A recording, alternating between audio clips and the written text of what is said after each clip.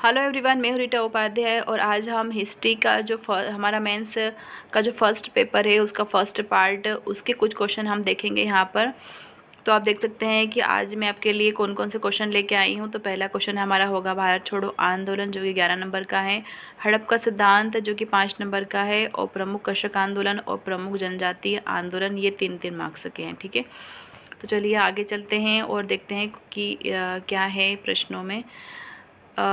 तो सबसे पहला हमारा है भारत छोड़ो आंदोलन पर संक्षिप्त टिप्पणी लिखिए। 11 नंबर का क्वेश्चन अगर ये आता है तो देखिए इसमें आपको इंट्रो भी देना पड़ेगा और साथ ही साथ आपको कंक्लूज़न भी देना पड़ेगा। और अगर आप कोई फ्लो डायग्राम बना सकते हैं तो आप वो भी ज़रूर बनाएं इसके अंदर, ताकि आपको अच्छे नंबर मिल सके।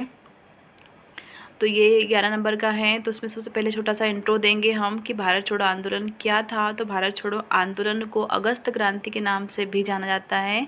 और भारत छोड़ो आंदोलन जो है द्वितीय विश्व युद्ध के समय आरंभ किया गया था।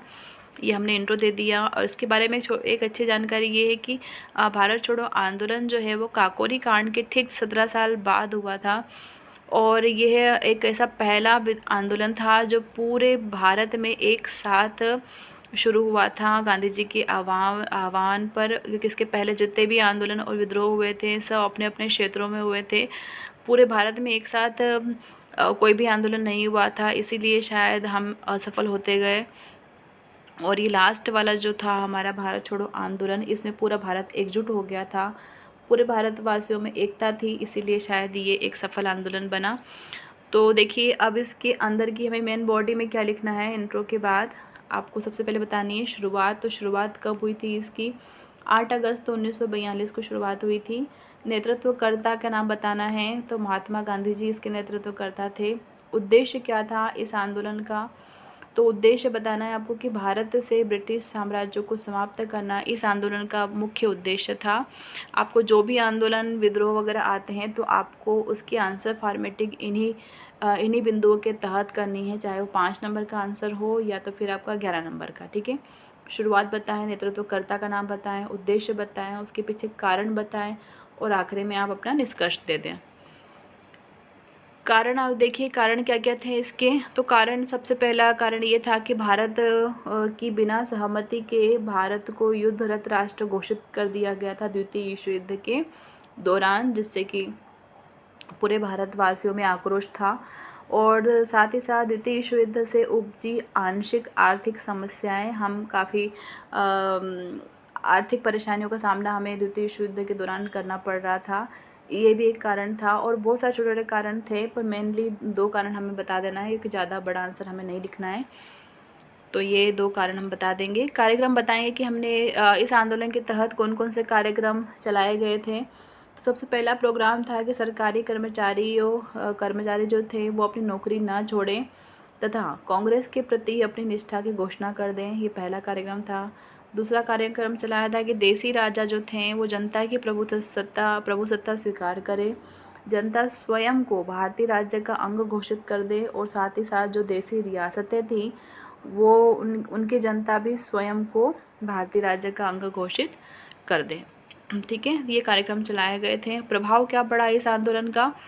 तो इसका प्रभाव ये पड़ा कि ब्रिटिश सरकार के द्वारा ऑपरेशन जीरो आवर चलाया गया, जिसके तहत जो थे कांग्रेस के बड़े बड़े जो नेता थे उन सभी को गिरफ्तार कर लिया गया।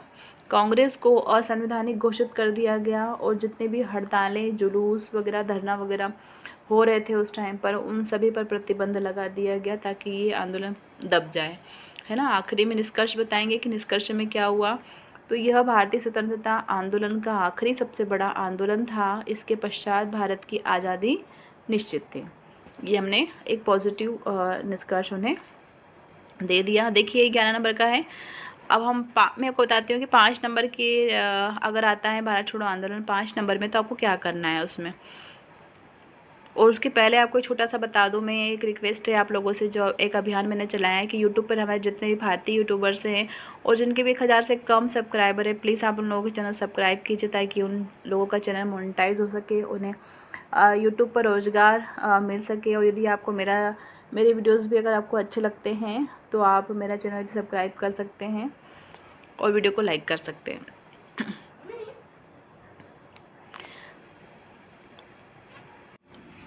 देखिए 5 नंबर के आंसर में आपको सबसे पहले एक छोटा सा लाइन लिख देना आप ऊपर एक हेडिंग के तौर पर कि इसे अगस्त क्रांति के नाम से भी जाना जाता है। उसके बाद आप शुरुआत बता दीजिएगा 8 अगस्त 1942 को हुई थी। फिर उसके नेतृत्वकर्ता के बारे में बता देना है ना, और उद्देश्य बता दीजिएगा। हो गई 4 लाइनें, ठीक है। अब इसमें एक कारण बता देना। कारण में ये है कि भारत की बिना सहमति के भारत को युद्धरत राष्ट्र घोषित करना, ठीक है। कार्यक्रम आप रहने दीजिएगा। प्रभाव बता दीजिएगा लास्ट में। प्रभाव में बता दीजिएगा आपकी ऑपरेशन जीरो ओवर इसके तहत चलाया गया था। सभी कांग्रेस के सभी महत्वपूर्ण नेताओं को गिरफ्तार कर लिया गया। बस, ठीक है। ये हो गया आपका 5 नंबर का आंसर। इतना भी सफिशिएंट है और इसमें भी आपको 3 नंबर ज़रूर मिल जाएंगे। आप चलते हैं हम दूसरे क्वेश्चन की तरफ कि भारत ब्रिटिश शासन के दौरान हुए प्रमुख कृषक आंदोलनों के नाम लिखिए। तो कौन कौन से विद्रोह हुए थे, देखिए उनके नाम आपको पता होना चाहिए। और ये जो सारे विद्रोह हैं वो 5 नंबर में भी आपको तैयार करना है, क्योंकि 5 नंबर में भी इनके पूछने के चांसेस हैं। तो पहला है पावना विद्रोह, दूसरा है बारदोल सत्याग्रह, तीसरा है नील आंदोलन, चौथा है तेभागा आंदोलन, दक्कन विद्रोह, किसान सभा आंदोलन, एका आंदोलन और मोपला आंदोलन। देखिए इसकी अगर आप इसको 3 नंबर में अगर इसकी आप फ्लो डायग्राम बनाना चाहें तो आप इस टाइप का फ्लो डायग्राम यूज़ कर सकते हैं। एक इस टाइप का बनता है, एक ये वाला भी आप यूज़ कर सकते हैं। तो 3 नंबर के आंसर में इतना हम बना सकते हैं, ठीक है। अगला प्रश्न है कि ब्रिटिश शासन के दौरान प्रमुख जनजातीय आंदोलनों के नाम लिखिए। आप जनजातीय आंदोलन कौन कौन से हैं, तो वही आपको देखिए फ्लो डायग्राम वैसा ही बनाना है। आप इस टाइप का बना सकते हैं या तो फिर आप ये वाला बना सकते हैं, ठीक है। जो भी आपको अच्छा लगे वहाँ ज़रूर बना के आएँ।